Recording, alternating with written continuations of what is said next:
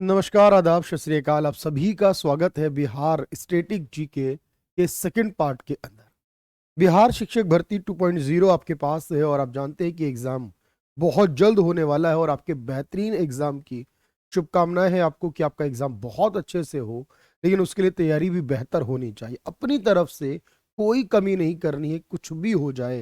मैंने आप लोगों को करंट अफेयर्स बिहार पर बेस्ड 2 क्लासेस अवेलेबल कराई है। मैंने आपको नेशनल करंट अफेयर्स पर भी बेस्ड 2 क्लासेस अवेलेबल कराई और बिहार जीके पर भी आपको 2 क्लासेस मैं दे रहा हूं यहाँ पर। साथ ही याद रखिए, मैंने बिहार के सोशल साइंस के लिए टीजीटी में आने वाले यानी कि 40 इकोनॉमिक्स के क्वेश्चन की क्लास भी अवेलेबल कराई आप लोगों को। आप उसे भी देख सकते हैं। शुरुआत करेंगे आज की क्लास की और एक एक सवाल को आप ध्यान से देखेंगे। उसका आंसर आपको याद करना होगा कि उसका सही जवाब क्या होने वाला है। तो चलिए पहले क्वेश्चन के बारे में बात कर लेते हैं जल्दी से। बिहार के किस जिले में पीडमोंट स्वैम्प मिट्टी जो है वो पाई जाती है?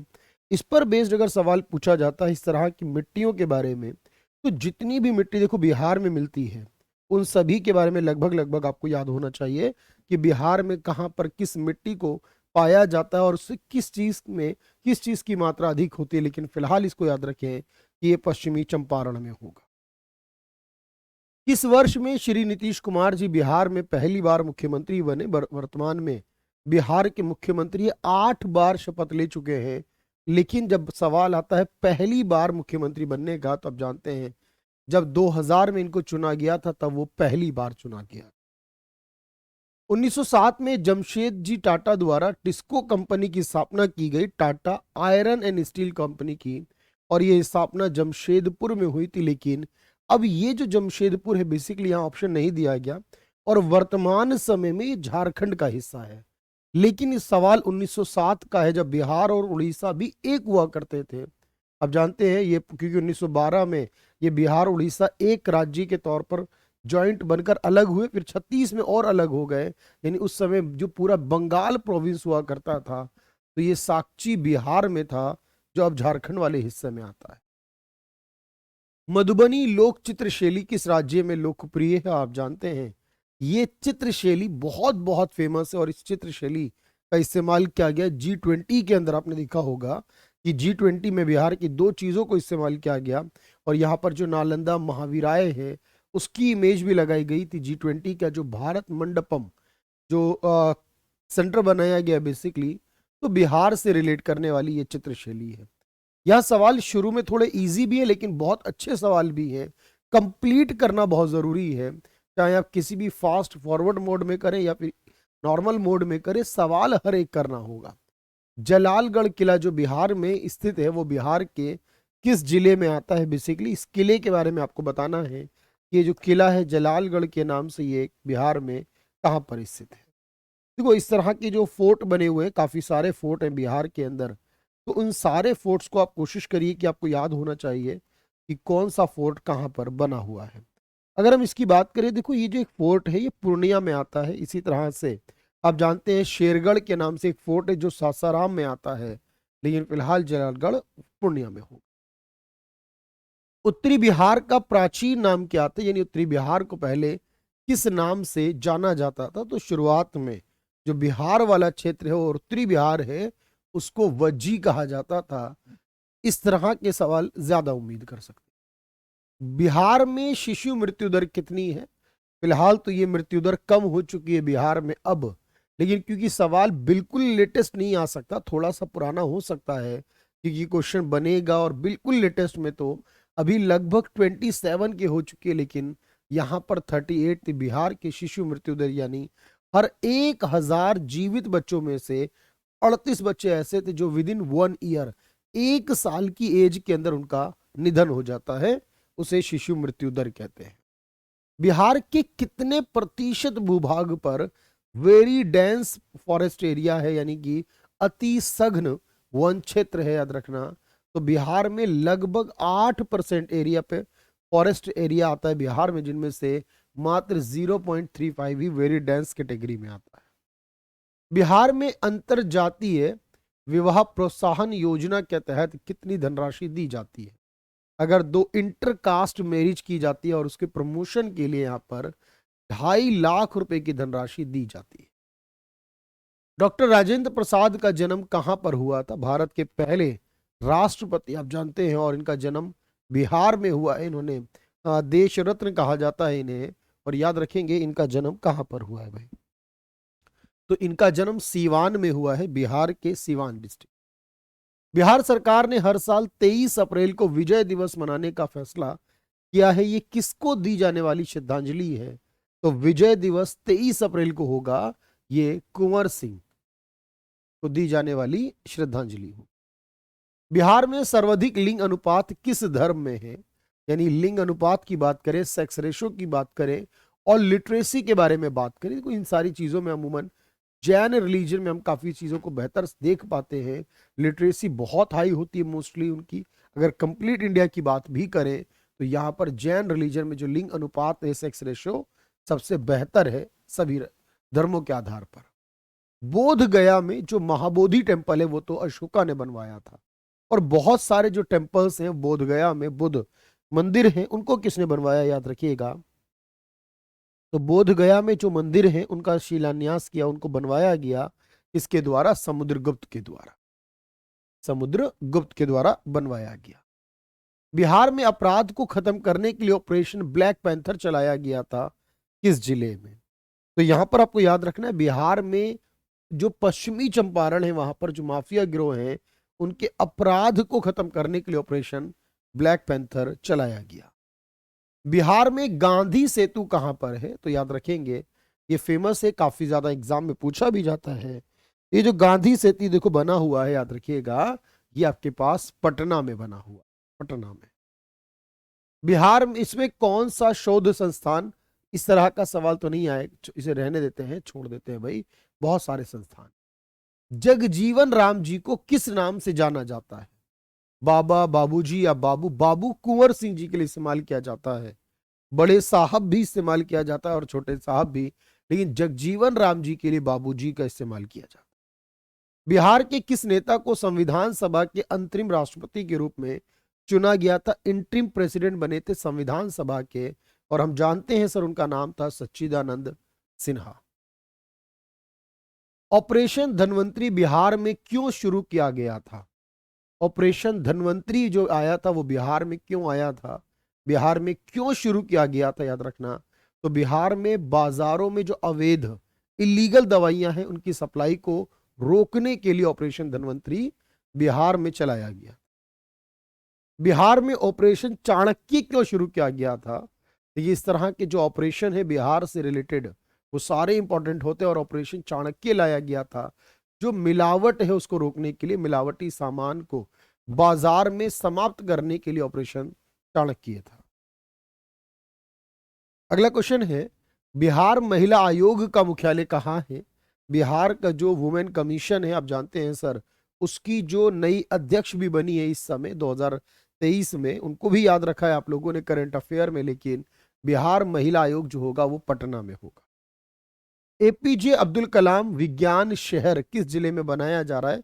एपीजे अब्दुल कलाम जी के नाम पर एक साइंस सिटी जो है वो पटना में बनाई जा रही है। हस्तशिल्प संग्रहालय जो है, हैंडीक्राफ्ट म्यूजियम, बिहार म्यूजियम कहते हैं जिसे, वो कहां पर है?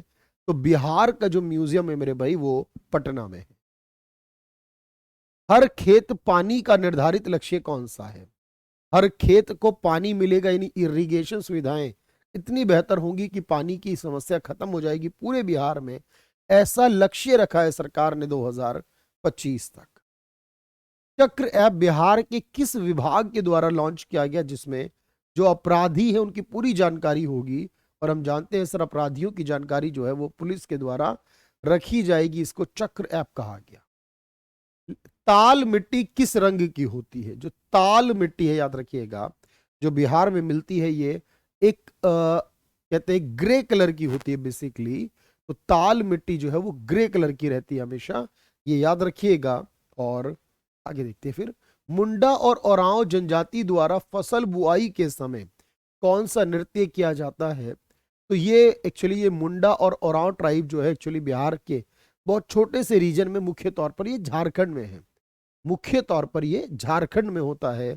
और इनके द्वारा जो कर्मा डांस है वो किया जाता है, जब ये फसल बुआई का समय होता है, मुंडा और मुंडा ट्राइब के द्वारा तो मुंडारी डांस जो होता है वो भी किया जाता है, याद रखिएगा। तो यहाँ पर इनके ट्राइब्स के द्वारा किए जाने वाले डांसेस भी आपको याद रखने हैं, that is Karma dance. Bihar का राजकीय पक्षी कौन है, आपको पता है। जैसे बिहार का राजकीय वृक्ष पीपल का है, राजकीय पक्षी आपको याद रखना है गौरैया है यहाँ पर जो राजकीय पक्षी है बिहार में। बिहार के कितने जिलों की सीमा उत्तर प्रदेश से लगती है? देखो, बिहार के 3 जिले बंगाल से लगते हैं, बिहार के 8 जिले झारखंड से, 8 उत्तर प्रदेश से और 7 जिले नेपाल के साथ लगते हैं। तो बिहार के 8 जिलों की सीमा है जो उत्तर प्रदेश से लगती है। बिहार का कौन सा जिला सबसे गर्म जिला है? सबसे गर्म जिला जो होगा बिहार के अंदर, जहां पर टेम्परेचर सबसे हाई रहता है एवरेज पूरे वर्ष में, वो गया में रहता है।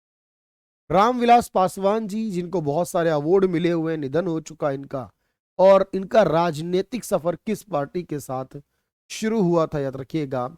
तो संयुक्त सोशलिस्ट पार्टी के नाम से बनी थी, उस पार्टी में इन्होंने शुरुआत की सबसे पहले, और उसके बाद फिर बाद में लोक जनशक्ति पार्टी और बाकी पार्टीज का जो निर्माण किया इन्होंने, लेकिन पहली बार संयुक्त सोशलिस्ट। चंपारण में गांधी जी को आमंत्रण किसने दिया था आने के लिए? और ये सवाल क्योंकि इस तरह के ज्यादा पूछे गए टीआरई 1 में, चंपारण में गांधी जी को आमंत्रण दिया था आने का राजकुमार शुक्ल ने। भागलपुर में जो नमक सत्याग्रह 1930 में हुआ था, का नेतृत्व किसने किया था?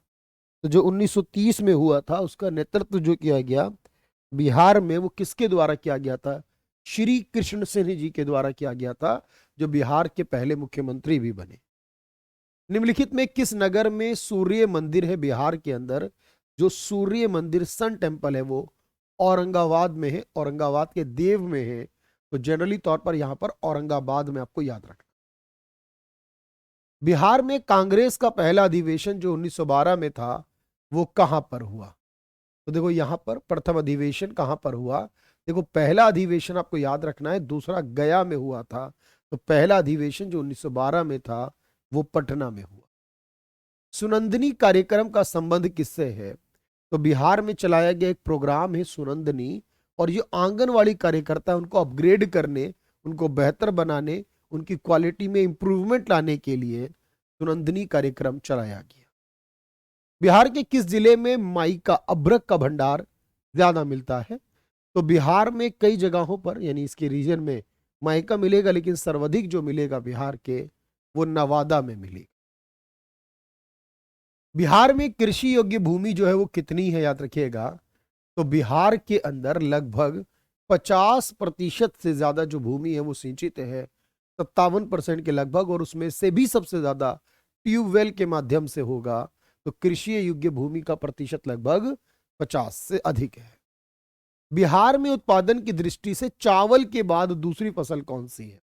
तो चावल सर्वाधिक उत्पादन के बाद गेहूं और उसके बाद मक्का का उत्पादन होता है, याद रखिएगा। गेहूं दूसरी और मक्का तीसरी सबसे बड़ी फसल है बिहार के। बिहार में सर्वाधिक जूट उत्पादक जिला कौन सा है? देश में सबसे ज्यादा जूट बंगाल में होता है, और बंगाल के ही पास के रीजन पूर्णिया के अंदर, याद रखिएगा, बिहार में सबसे ज्यादा जूट का उत्पादन किया जाता है। बिहार राज्य पर्यटन विकास निगम लिमिटेड जो है उसकी टैगलाइन क्या है? तो बिहार राज्य में पर्यटन को बढ़ावा देने के लिए जो स्टेट टूरिज्म डेवलपमेंट कॉर्पोरेशन बना है सर, उसकी थीम है, टैगलाइन है ब्लिसफुल बिहार। 15वें वित्त आयोग के अनुसार बिहार को कितनी धनराशि प्राप्त होगी? तो देखो याद रखिएगा भाई, यहां पर बिहार को जो धनराशि प्राप्त होने वाली है, क्योंकि आप जानते हैं कि फाइनेंस कमीशन जो होता है वो अपने टोटल का जो पैसा केंद्र को मिलता है उसका 41% राज्यों को देता है।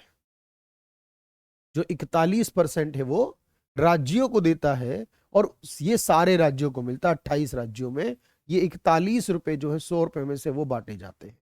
उसमें से अगर देखा जाए तो 10.05% की हिस्सेदारी जो सबसे बड़ी हिस्सेदारी होगी इसमें से, याद रखिएगा, इस 41 का ये होगा, ये बिहार के हिस्से में। और बिहार दूसरे नंबर पर है, पहले नंबर पर यूपी को मिलता है, क्योंकि ये पॉपुलेशन के आधार पर, एरिया के आधार पर, गरीबी के, टैक्स एफर्ट, डेमोग्राफी, फॉरेस्ट, इन सब चीजों को देखकर बनाया जाता है। तो बिहार को 10.05% मिलता है। 41 का यानी लगभग 4 के आसपास 100 रुपए में से सिर्फ बिहार को मिल जाता। बिहार में नटखट विज्ञान प्रयोगशाला कहां पर स्थित है? नटखट साइंस लैब बनी है बिहार के भागलपुर के अंदर, याद रखिए भाई। डगमारा हाइड्रो पावर प्रोजेक्ट जो बिहार में लगा है, ये कहां पर लगा होगा? Dagmara hydro power project Supaul में लगा है। बिहार राज्य सरकार ने किस वर्ष तक एड्स को समाप्त करने का लक्ष्य निर्धारित किया है कि बिहार में कोई भी विक्टिम्स एड्स का नहीं होगा, इसको पूरी तरह हटा दिया जाएगा 2030 तक। ऑपरेशन धनवंतरी पर हम बात कर चुके हैं भाई, 46 नंबर क्वेश्चन। बिहार में किस जिले में आम का उत्पादन सबसे सर्वाधिक होता है, यानी सर्वाधिक आम का उत्पादन बिहार के दरभंगा में होता है। बिहार के किस जिले में पायराइट्स का उत्पादन सबसे ज्यादा होता है? तो याद रखेंगे बिहार में जो पायराइट्स है इसका जो उत्पादन होगा वो सबसे ज्यादा रोहतास जिले में होता है, याद रखिएगा रोहतास। कांग्रेस का 53वां अधिवेशन जो 1940 में हुआ था रामगढ़ में, आजकल वो बिहार में नहीं वो झारखंड में है, अब झारखंड में है रामगढ़, इसकी अध्यक्षता किसने की? तो कांग्रेस का जो 53वां अधिवेशन था 1940 में, इसकी अध्यक्षता अबुल कलाम आजाद ने की थी। झुमरी नृत्य जो बिहार में विवाहित महिलाओं के द्वारा किया जाता है, ये किस रीजन में होता है? तो याद रखना ये नृत्य बिहार के मिथिलांचल रीजन में होता है, झुमरी नृत्य। महमूद शाह का मकबरा बिहार में कहां स्थित है? तो बिहार में जितने भी मुख्य टॉम्ब वगैरह है उसमें महमूद शाह का टॉम्ब जो बना हुआ है वो बिहार के भागलपुर के रीजन में बना है। मेरे भारत के कंठहार इस नाम से देखो बना हुआ है सर, मेरे भारत के कंठहार के नाम से जो गीत है भारत के राज्य का, बिहार का स्टेट सॉन्ग है बेसिकली, वो किसने लिखा है? तो याद रखिएगा ये सॉन्ग सत्यनारायण जी के द्वारा लिखा गया है और शिव कुमार शर्मा और साथ में शिव कुमार शर्मा जी और हरिप्रसाद चौरसिया जी के द्वारा इसे गाया गया है। मनहर महोत्सव बिहार में किस शहर में मनाया जाता है? ये मनहर महोत्सव के नाम से देखो जो होता है बिहार में, ये वैशाली में होता है। राष्ट्रीय डॉल्फिन अनुसंधान संस्थान कहां स्थित है? नेशनल डॉल्फिन रिसर्च सेंटर जो है बिहार में, यहां पर लोकेटेड है, कहां पर? पटना के अंदर। वीर कुंवर सिंह विश्वविद्यालय जो बना हुआ है, वीर कुंवर सिंह यूनिवर्सिटी, वो कहां बनी है बिहार में? याद रखना आरा में बनी। कोसी नदी किस जिले में गंगा नदी में विलीन होती है यानी मिल जाती है? जब कोसी रिवर, जिसको आप बिहार का शोक कहते हैं, और ये रिवर बहती है और बहने के बाद ये गंगा में इसका मर्जर हो जाता है, लेकिन ये कहां पर होगा? तो बिहार के कटिहार में आने के बाद ये गंगा में मिल जाती है। सिमरी झील बिहार के किस जिले में स्थित है? वैसे सबसे ज्यादा इंपॉर्टेंट कंवर ताल झील है जो बेगूसराय में है, उसके अलावा अगर आप देखिए सिमरी लेक जो है वो सहरसा जिले में बनी हुई, सहरसा में सिमरी लेक बनी हुई है। विक्रमशिला गंगा डॉल्फिन जो सेंचुरी है वो कहां पर होगी? विक्रमशिला गैंगटिक डॉल्फिन अभ्यारण्य सेंचुरी ये कहां पर हो सकता? इसको याद रखेंगे भाई, ये आपके पास भागलपुर में बनी हुई है। बिहार की कुल जनसंख्या के सापेक्ष बिहार की जनसंख्या का प्रतिशत कितना है? भारत की जो जनसंख्या है 2011 की अकॉर्डिंग बात कर रहे हैं और उसके सापेक्ष की तुलना करें तो लगभग 8.58% जो आबादी है वो बिहार की जनसंख्या है कुल आबादी का। बिहार में पहली बार साक्षरता दर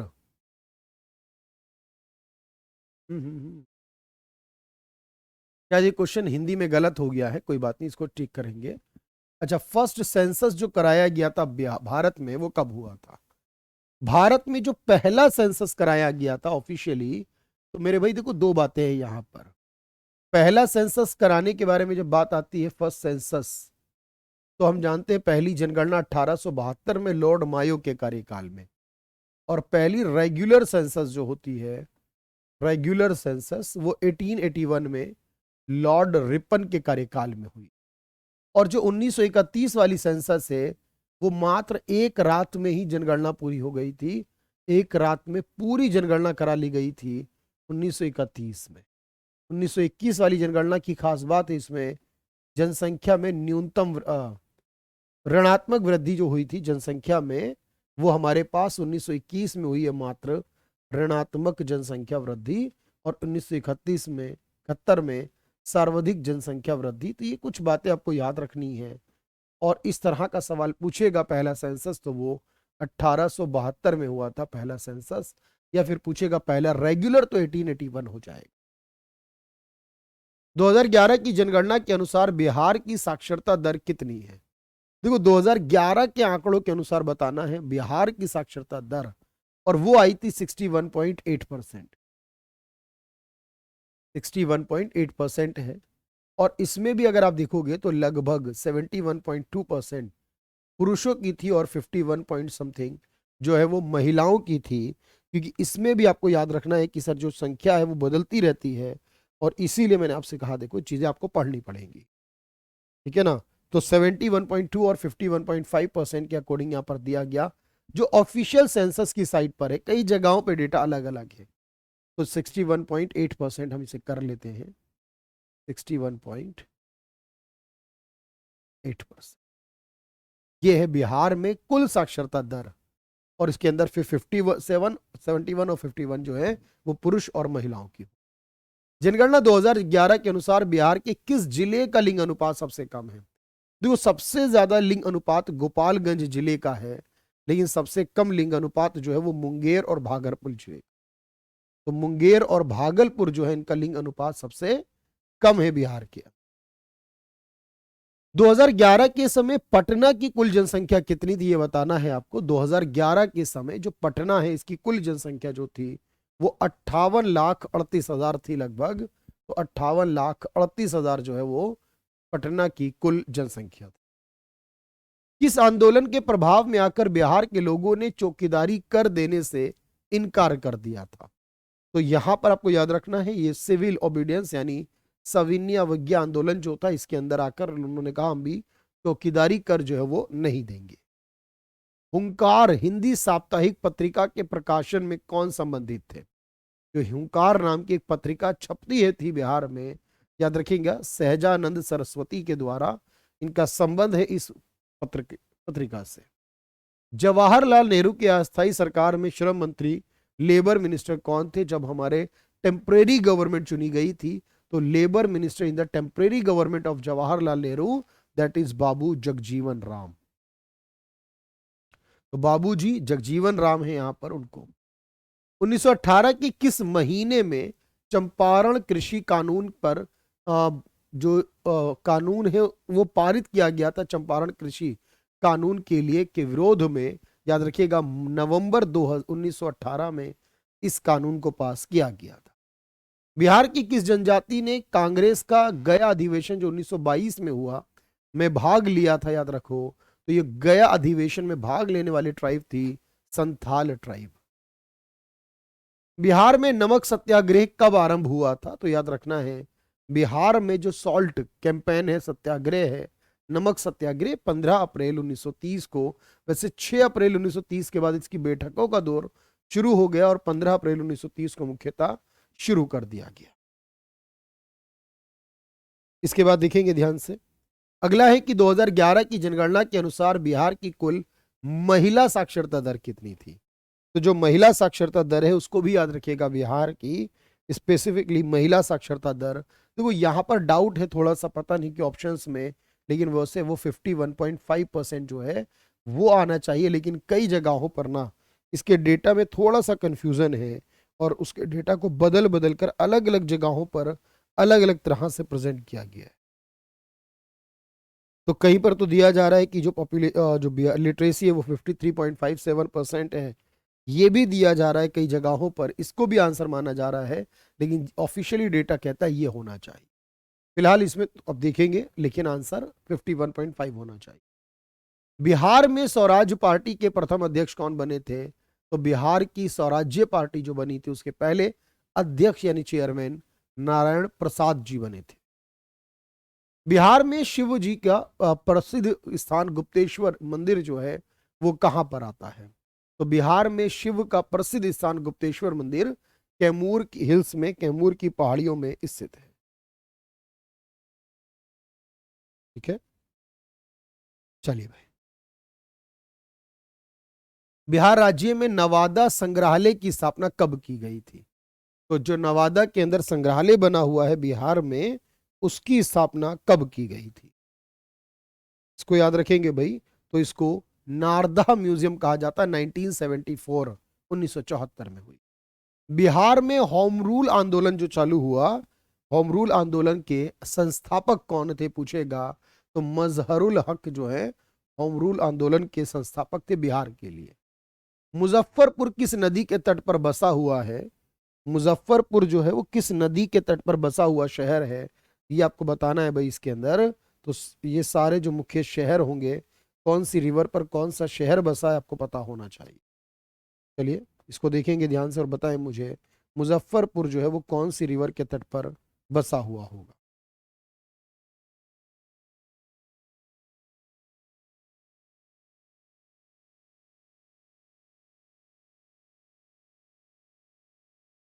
देखिए भाई, तो इसे कहते हैं बूढ़ी गंडक रिवर जो है उस पर बसा हुआ है। तो यहां पर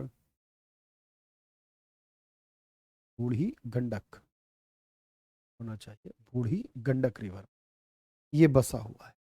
मौर्य वंश के पश्चात किस वंश का राज्य स्थापित हुआ था? जब मौर्य वंश खत्म हुआ बिहार में, तो उसके बाद कौन सा वंश शुरू हुआ था? याद रखेंगे भाई, इस बारे में सवाल पूछेगा। तो मौर्य वंश के बाद जो है वो शुंग डायनेस्टी जो है, शुंग डायनेस्टी की शुरुआत हुई थी। भारत का सबसे बड़ा रेलवे पुल अब्दुल बारी पुल जो है बिहार में किस नदी पर है? अब्दुल बारी पुल जो बना है बिहार में, वो कौन सी रिवर पर बना हुआ है? इसको हम आगे भी एक सवाल है, इसको हम यहाँ मिस कर रहे हैं, तो ठीक है भाई याद रखिएगा। इसको आगे देखते हैं। वैशाली में जो संग्रहालय बना हुआ उसकी स्थापना कब हुई थी? तो वैशाली के अंदर जो संग्रहालय बना हुआ, म्यूजियम बना हुआ है, उसकी स्थापना 1972 के करीब हुई थी। तो वैशाली में बना हुआ जो आर्कियोलॉजिकल म्यूजियम है उसकी स्थापना 1972 में हुई है, 1972 में हुई।